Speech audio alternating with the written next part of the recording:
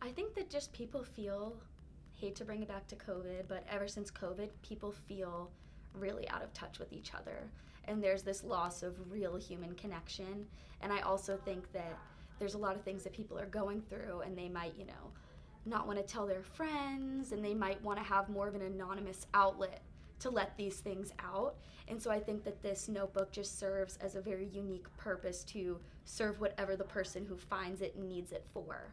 That if you stumble upon it and you want to tell it something very exciting that's happening, or if you need some inspiration to look at things that other people have written, or if you really need to let something out that you feel like you can't tell other people and you just need to share something into the void and get it off your chest.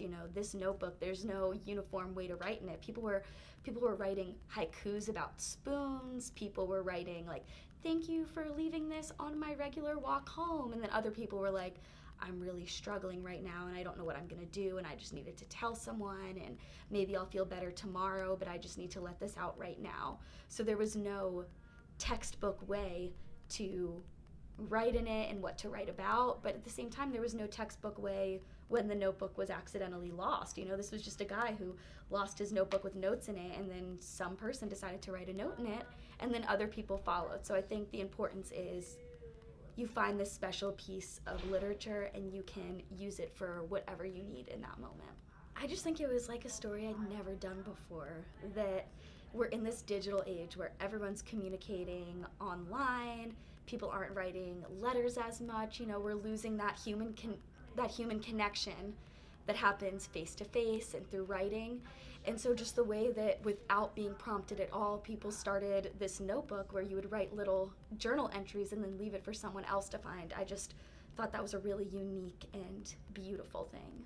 I would take away the value of your connections with your your sources, because I did a story, my previous story that I did, I interviewed a guy named Spencer Beswick, and he's the guy who happened to be Spoon. So if I didn't have that relationship with him and he didn't trust me as a journalist, he probably would have never reached out and I would have never gotten this super cool different story.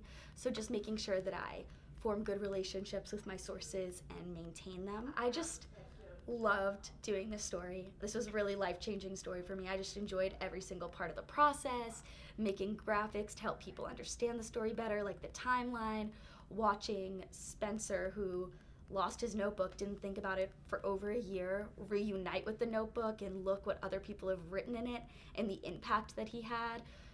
Just all of these moments that I got to witness were super, super beautiful, and I hope to have those relationships and moments with my stories in the future.